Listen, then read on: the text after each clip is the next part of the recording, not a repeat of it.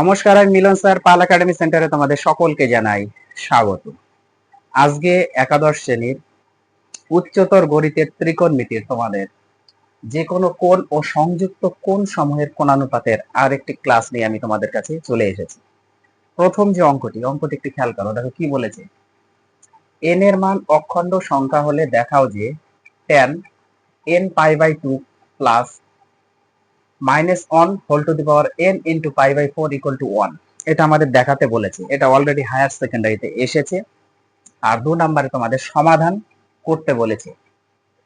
ওকে, cos theta plus √3 into sine theta equal two 2, এবং এখানে একটা রেঞ্জ দিয়ে দিয়েছে, থিটা 0 ডিগ্রি থেকে 360 ডিগ্রির মধ্যে থাকবে, অথবা less than equal to 0 less than equal to 360। তার মানে থিটার মান 0 ডিগ্রিও হতে পারে, আবার 360 ডিগ্রিও হতে পারে, কারণ লেস দেন ইকুয়াল টু দেওয়া আছে। যদি লেস দেনটা না দেওয়া থাকতো তাহলে 0 থেকে 360 ডিগ্রির মধ্যে আমাদের করতে হতো। ওকে, এখানে 0 হতে পারে আবার 360 হতে পারে। ক্লিয়ার? যাই হোক, প্রথম অঙ্কটি একটু খেয়াল করো। দেখো, n এর মান অখণ্ড সংখ্যা, n এর মান অখণ্ড সংখ্যা বলছে। সো আমরা যদি একটু ধরে নেই, এখন অখণ্ড সংখ্যা আমরা একটা যুগ্ম সংখ্যা ধরতে পারি, n এর মান যুগ্ম সংখ্যা, ইভেন্ট নাম্বার ধরতে পারি, আর একটা অযুগ্ম সংখ্যা ওড নাম্বারও আমরা ধরতে পারি। আমরা দুটো দিয়ে এখানে চেক করতে হবে। এখন কোনটার ক্ষেত্রে ইকুয়াল টু 1 আসবে বলা যাচ্ছে না, আমাদের টেস্ট দুটোই করতে হবে। দেখো, আমরা যদি n equal to 2m, n equal to 2m, এটা যদি আমরা অখণ্ড, এটা যদি অখণ্ড যুগ্ম সংখ্যা ধরি, যুগ্ম সংখ্যা ধরি, ওকে, অখণ্ড যুগ্ম সংখ্যা ধরি, বোঝা গেল? n ইকুয়াল টু 2m অখণ্ড যুগ্ম সংখ্যা ধরি। একবার যুগ্ম সংখ্যা দিয়ে ধরবো, আর একবার অখণ্ড অযুগ্ম সংখ্যা বা ওড নাম্বার দিয়ে আমরা করব। দেখো, তাহলে n ইকুয়াল টু 2m যেহেতু, তাহলে আমরা এই মানটা আগে একটু ক্লিয়ার করি, তারপর tan অফ যা আছে হয়ে যাবে। কি আছে? n পাই। দেখো, n পাই বাই 2 প্লাস ব্র্যাকেটে -1 তার পাওয়ার n ইন্টু পাই বাই 4। এই জিনিসটাকে ক্যালকুলেশনটা আমরা একটু করে নিই। এখানে আমরা কি পাচ্ছি? n মানে কত ধরেছি? 2m। দেখো, n ইকুয়াল টু 2m যুগ্ম সংখ্যা, অখণ্ড যুগ্ম সংখ্যা। তাহলে n এর জায়গাতে আমরা 2m বসিয়ে দিতে পারি, ইন্টু পাই আছে থাকবে বাই নিচে 2 প্লাস এটা -1 whole to the power 2m, কারণ n মানে হচ্ছে 2m, ইন্টু পাই বাই 4 আছে থাকবে। এটার ক্ষেত্রে দুই দিক কেটে যাবে, তাহলে থাকবে পাই m। আর এটার ক্ষেত্রে কি হচ্ছে? যেহেতু যুগ্ম সংখ্যা, তারপরে -1 এর যুগ্ম সংখ্যা কি হবে? -1 এর যুগ্ম সংখ্যা হচ্ছে +1। তাহলে +1 এর সাথে যদি আমরা পাই বাই 4 গুণ করি, তাহলে অলরেডি এখানে প্লাস হচ্ছে পাই বাই 4ই থাকছে, পাই বাই 4ই থাকছে, তাই না? সো এখন আমরা কি লিখতে পারি? অতএব tan কি ছিল তোমাদের এখানে? n pi by 2 plus -1 whole to the power n into pi by 4, এইটা ছিল, তাই না? এটা ছিল। তাহলে এইটার জায়গাতে আমরা এটা লিখতে পারি না? এটা লিখতে পারি, কারণ এই পদটুকু ইকুয়াল টু আমরা এত বের করেছি না? এই যে এই পদটা। তাহলে এখানে tan কত লিখতে পারি? Pi m plus pi by 4, pi m plus pi by 4। এখন pi m plus pi by 4 মানে এটা কোন পাদে রয়েছে? tan of pi m plus pi by 4। Pi মানে হচ্ছে কত? 180 ডিগ্রি। 180 ডিগ্রি হচ্ছে দ্বিতীয় পাদ। দ্বিতীয় পাদের পরে আরো পাই বাই 4 আছে, মানে 45 ডিগ্রি। পাই বাই 4 মানে হচ্ছে 45 ডিগ্রি। তার মানে দ্বিতীয় পাদের পরে আরো 45 ডিগ্রি আছে, মানে তৃতীয় পাদে রয়েছে।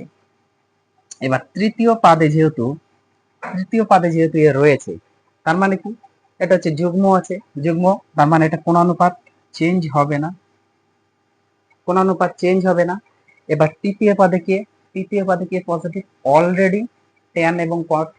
তৃতীয় নাম্বার পাদে tan এবং cot। এখানে একটু খেয়াল করো, আমরা কি জানি? এই জিনিসটা মনে রাখতে হবে, এই জিনিসটা মনে না রাখলে হবে না। এটা হচ্ছে অল এটা হচ্ছে সাইন, এটা হচ্ছে ট্যান, এটা হচ্ছে কস, অল সাইন ট্যান কস। তাহলে 1 2 3 তৃতীয় পদে ট্যান আছে, আর পাই যুগ্মতে আছে, পাই হচ্ছে যুগ্ম। এবার যুগ্ম যদি সংখ্যা হতো তাহলে কি আমাদের কি কোন অনুপাত চেঞ্জ হয় না? চেঞ্জ হবে না, ট্যান ট্যানই থেকে যাবে।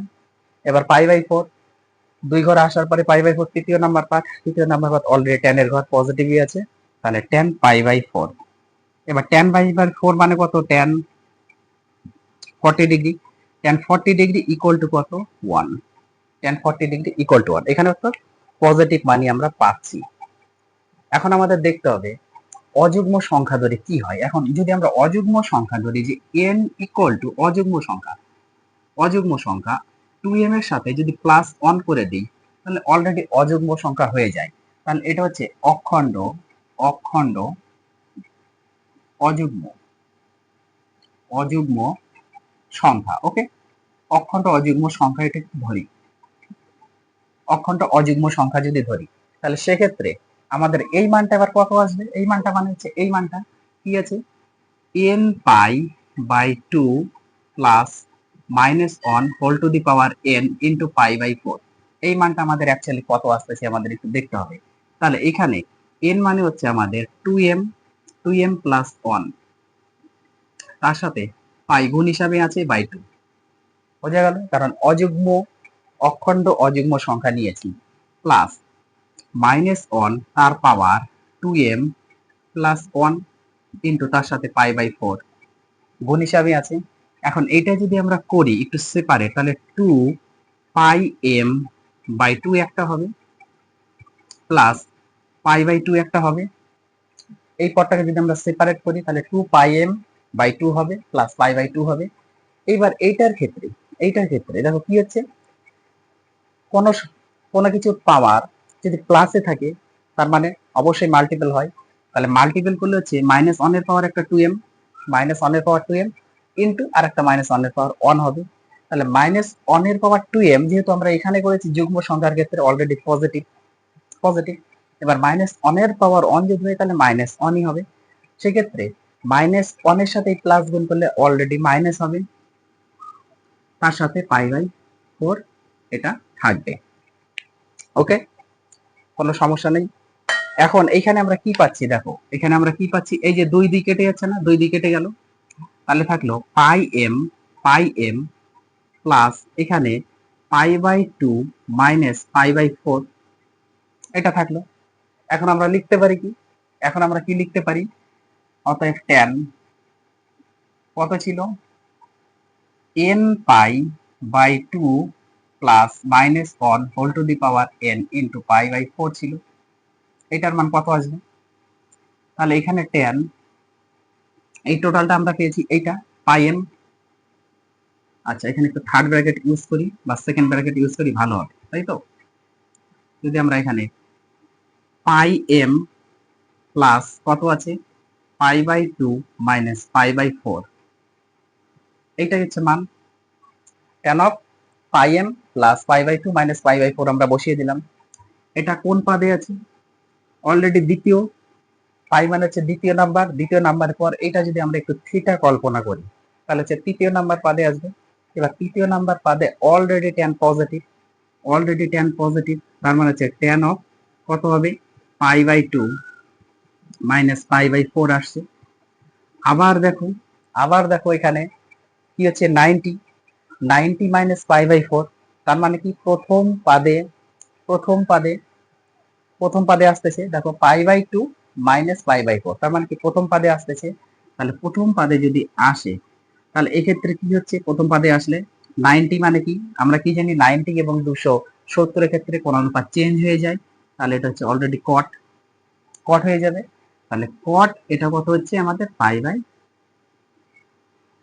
4, কট পাই বাই 4। এবার কট পাই বাই 4 মানে কি? কট পাই বাই 4 মানে হচ্ছে কিন্তু অলরেডি 1। বোঝা গেল? আশা করি কোনো সমস্যা নেই। তাহলে আমাদের দুটোর ক্ষেত্রেই আমাদের 1 প্রমাণ করতে বলেছে, আমরা 1 প্রমাণ করে ফেলেছি। ওকে, এইবার আসি আমরা 2 নম্বর যে অঙ্কটি আছে, 2 নম্বর অঙ্কটি দেখো। তার আগে তোমরা এটা একটু স্ক্রিনশট মেরে নাও, আমি এটা একটু মুছে দিই। ওকে, একটু মুছে দিই, তোমরা ফটাফট একটু স্ক্রিনশটটা করে নাও। দেখো,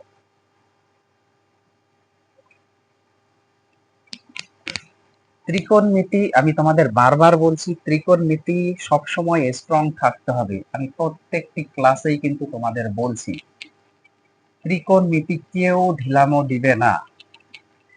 বিশেষ করে উচ্চতর গণিতে 11 12 থেকেই তোমাদের ত্রিকোণমিতি, এই 11-এ যারা ফাঁকি মারবে 12-এ গিয়ে কিন্তু অনেক অসুবিধা হবে। এমনকি 11-এও তোমাদের পরবর্তী যে অধ্যায়গুলো আছে সেই অধ্যায়গুলি করতে তোমাদের অনেক সমস্যা হবে, কারণ টোটাল ম্যাথমেটিক্স তোমাদের ডিপেন্ড করছে ত্রিকোণমিতির উপর। ত্রিকোণমিতি স্ট্রং তো তোমরা ম্যাথমেটিক্সে স্ট্রং থাকবে, ত্রিকোণমিতি স্ট্রং থাকবে না তো ম্যাথমেটিক্সে অলরেডি উইক হয়ে পড়বে তোমরা। আমি বারবার কথাটা বলছি, রেগুলার বলতে কিন্তু ভালো লাগে না। তোমরা একটু কন্টিনিউ কন্টিনিউ ত্রিকোণমিতি প্র্যাকটিস করো, বেসিকগুলি প্রমাণ করার চেষ্টা করো, সবসময় রিভাইজে থাকো। শিখতে হবে, তোমাদের মার্ক অটোমেটিক উঠে যাবে, শিখতে হবে। দেখো কি বলেছে সমাধান করতে, cos theta plus √3 sin theta equal two 2, এটা আমাদের করতে বলেছে। তাহলে এইখান থেকে আমরা একটা কাজ করি, √3 sin থিটাটাকে আগে রাখি ইকুয়াল টু 2, এই cos থিটাটা এইদিকে নিয়ে নিই মাইনাস cos থিটা। এটা যদি আমরা বোথ সাইড একটু স্কোয়ার করে দিই, বোথ সাইড যদি একটু স্কোয়ার করে দিই, কোনো সমস্যা আছে? কোনো সমস্যা নেই। তাহলে এটা 3 sin স্কোয়ার থিটা হবে ইকুয়াল টু, এটা ফর্মুলা ফেলে দাও, a মাইনাস বি হোল স্কোয়ারের ফর্মুলা, মানে a স্কোয়ার মাইনাস 2ab, 2 এর সাথে এই 2 গুণ করলে 4 cos theta plus b square মানে হচ্ছে cos স্কোয়ার থিটা। ওকে, এই 3 সাইনের জায়গায় আমরা লিখতে পারি 1 মাইনাস cos স্কোয়ার থিটা, অবশ্যই লিখতে পারি 4 minus 4 cos theta plus cos square theta.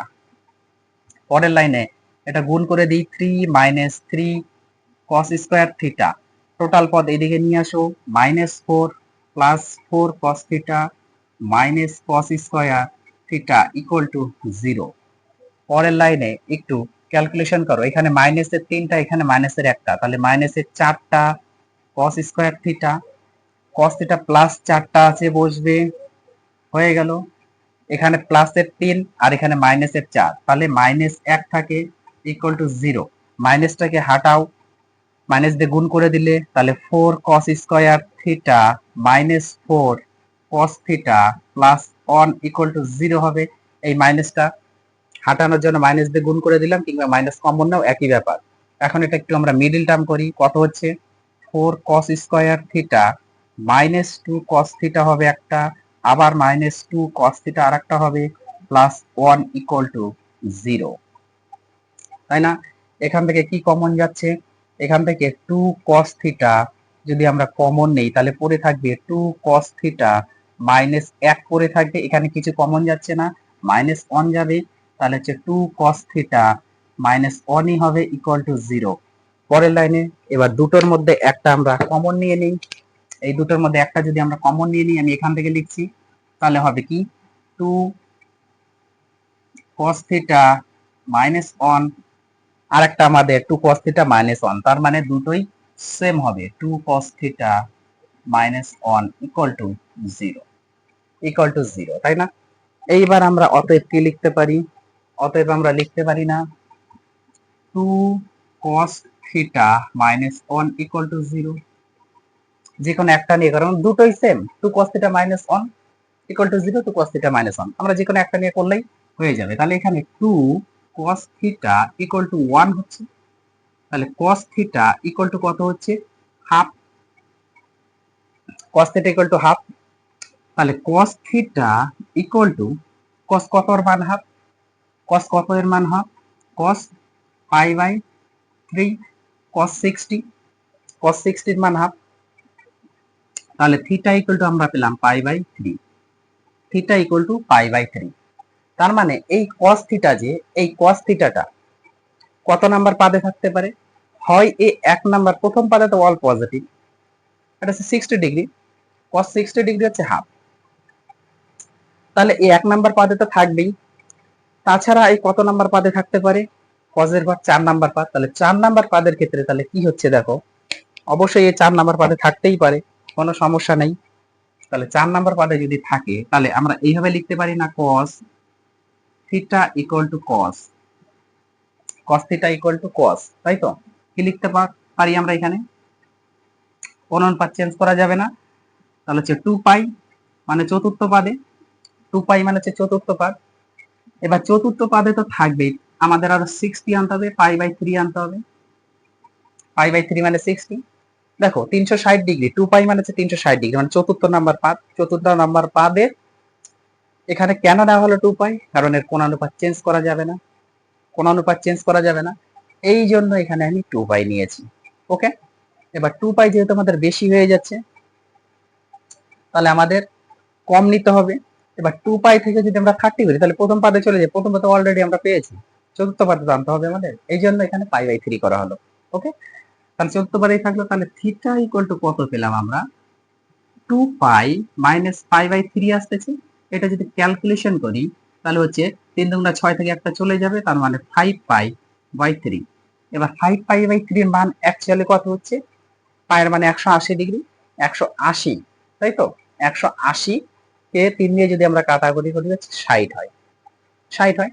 এবার 60 এর সাথে যদি 5 গুণ করি, 5 ছক 30, 300 ডিগ্রি, তার মানে থিটা এর মান একটা 300 ডিগ্রি অথবা একটা হচ্ছে 300 ডিগ্রি অথবা পাই বাই 5 হতে পারে, আর এটা হচ্ছে 60 ডিগ্রি অথবা অথবা তোমাদের পাই বাই 3 হতে পারে। তাহলে এইটাই হচ্ছে মেন থিটা এর মান, হয় পাই বাই 3 একটা থাকবে, এটা মানে 60 ডিগ্রি, অথবা 5 পাই বাই 3, এটা মানে হচ্ছে 300 ডিগ্রি। বুঝে গেল? তাহলে এই হচ্ছে তোমাদের 1 আর 2 অঙ্কের সমাধান। আশা করি প্রত্যেকেই অঙ্ক দুটো বুঝতে পেরেছো, কোনো সমস্যা নাই। যারা কন্টিনিউ আমাকে ফলো করছো, যারা কন্টিনিউ আমার ক্লাসগুলি দেখছো, তাদের কোনো সমস্যা হবে না। ওকে, তাহলে এই দুটো অঙ্ক একটু প্র্যাকটিস করো, আমি আবার আসবো পরবর্তী পার্ট নিয়ে। আজকের মতো এখানেই শেষ করছি।